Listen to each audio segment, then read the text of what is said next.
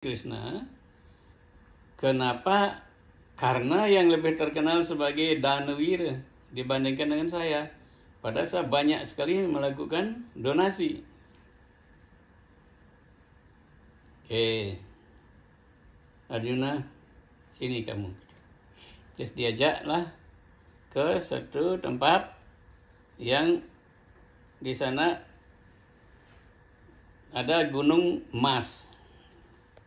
Gunung emas itu Krishna mengatakan, ini gunung emas ini kamu donasikan. Senang Arjuna melakukannya. Dipanggillah seluruh penduduk-penduduk desa itu untuk membantu ngambilkan emas. Nanti Arjuna tinggal menyerahkan kepada yang meminta-minta. Nah, baru 12 jam melakukannya, Arjuna teler. Tidak mampu melanjutkannya. Oke, Arjuna duduk sana. Dipanggillah Karna. Karna, lakukan ini. Danakan ini semua. Gunung emas ini. Gitu. Terus Danawir ini melakukannya. Terus Ida dane sarang sami semeton sarang sami penduduk desa diriki sami sira sane makayunan mas niki durus ambil niki sami tiang danakan niki sami durus ambil. Jadi yang ngangkat membantu Arjuna kita kan dikumpulkan juga, tapi dikumpulkan ini saya kasih kepada Anda dan yang lain-lain ini siapa saja yang perlu ini semua saya donasikan. Akhirnya Arjuna Karna pergi. Kaget Arjuna, hah? Gitu caranya. Aku capek 12 jam mendanakan. Ditanya, apa bedanya ini Sri Krishna? Karena melakukan itu hanya 5 menit, itu pergi tanpa jerih payah. Terus Krishna menjelaskan Arjuna, karena kamu melakukan ini supaya kamu di depan. Orang-orang melihat kamu yang memberikannya. Sedangkan karena memberikan seperti di sloka ini, dia anupakarina. Artinya tidak mengharapkan hasil. Bahkan tidak mengharapkan wajahnya terpampang di sana, namanya tertulis di sana. Tidak mengharapkan orang yang diberikan itu tahu bahwa karena yang memberikan. Dia sudah tidak ada keinginan apa-apa. Berikan, ikhlas, selesai. Itu Arjuna caranya berdana punya yang tulus. Kamu masih ada keinginan bahwa kamu ada di sana. Jadi mengharapkan pahala itu tidak hanya mengharapkan pahala berupa imbalan-imbalan yang nampak kan. Ya, ada juga imbalan nama, imbalan apa gitu. Seperti Bung kita ini dekat-dekat pemilu rajin sekali. Oh, itu di mana-mana.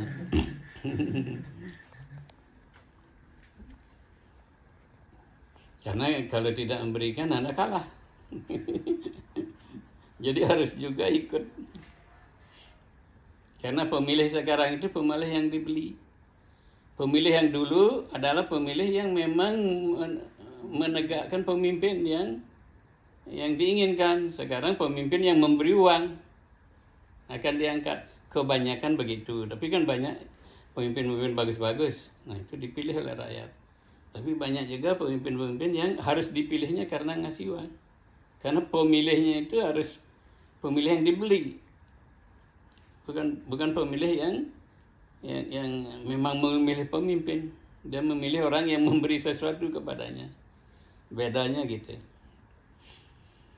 Jadi cerita Arjuna dan Karna berdana punya itu memperlihatkan apa yang di sloka ini diterangkan bahwa tanpa pamrih. Pemberian itu, dana itu hendaknya diberikan tanpa pamrih. Ketika kita menghaturkan dana punyanya, memberikan dananya tanpa pamrih, dia itu sekian kali lipat akan datang. Seperti yang sering saya sampaikan ya. Di pura ada kotak dana punya. kita nyemplungan kita memasukkannya 1.000 rupiah, 2.000 rupiah kan, bilanglah 20.000 rupiah. Tangan kita kan gini, ya, gini, nggak ikhlas kan? Keikhlasan itu penting karena harus kita melakukannya sebagai kewajiban. Misalnya anda ke pura ya, kewajiban membawa sedikit seadanya. Nggak apa-apa 1.000, tapi itu kewajiban. Karena segitu kemampuan anda, segitu ketulusan anda. Aturkan itu kewajiban kita ke pura, maturan ya. Selalu bawa uang-uang untuk ke kotak dana nanti. Dan lakukan sebagai kewajiban tanpa mengharapkan apa-apa. Kan becek anggaran emas dupa napi derga kan.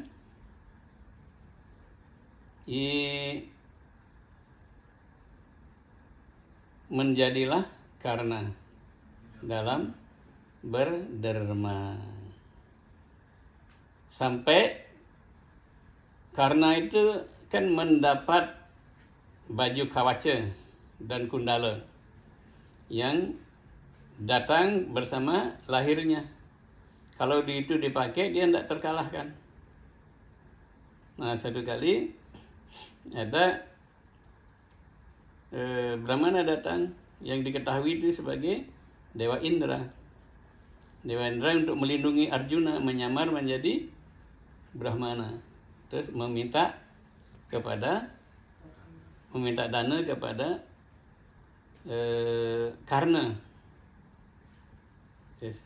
Karna berkata, Tuan Brahmana, apa yang saya bisa haturkan kepada Anda, apa yang saya bisa berikan. Terus pendetanya saya minta sumpel, anting-anting sakti dan baju saktimu. Langsung dibuka, diberikan. Tidak berpikir apa-apa lagi. Dan sudah diketahui itu ayahnya Arjuna yang pasti akan menyelamatkan Arjuna. Dan juga seharusnya karena kan berpikir kalau ini saya berikan, saya akan kesulitan mengalahkan Arjuna atau musuh-musuh saya di medan perang. Tapi tidak mikirkan diri sendiri, tapi diberikan begitu saja. Jadinya karena itu terkenal sebagai Danawira. Satu kali ibunya datang, Dewi Kunti.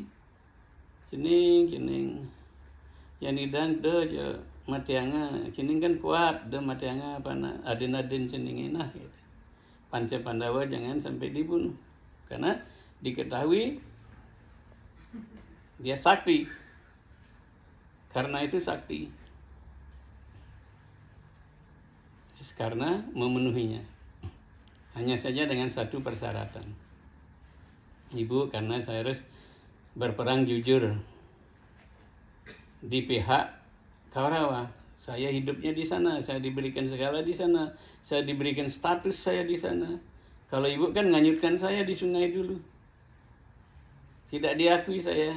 Sekarang ibu datang untuk minta keselamatan anak-anak ibu. Jadi saya hanya bisa melupakan 4 Pandawa, tidak akan saya bunuh. Tapi Arjuna saya tidak akan tinggalkan. Itu hanya di situ aja ada persyaratan diberikannya. Tapi kita lihat kan, karena itu begitu hebatnya, dalam segala hal hebat. Tapi kita di sini berbicara ini aja dulu tentang berdana punya, karena bisa kita pakai contoh-contoh inspirasi untuk berdana punya. Datawiyam iti yadana. Dana punya donasi yang dilakukan sebagai kewajiban. Diyate anupakarine, tanpa mengharapkan hasil atau pamrih, tanpa motif napi-napi. Desi kali cepat diberikan di tempat, waktu yang tepat, tempat yang tepat. orang yang tepat atau organisasi yang tepat. Nah, yang demikian itu satwikam smritam. Tadanam, ya danau yang seperti itu, ya dana yang seperti itu. Satwika smritam dipahami sebagai satwika dana. Donasi yang di level satwika.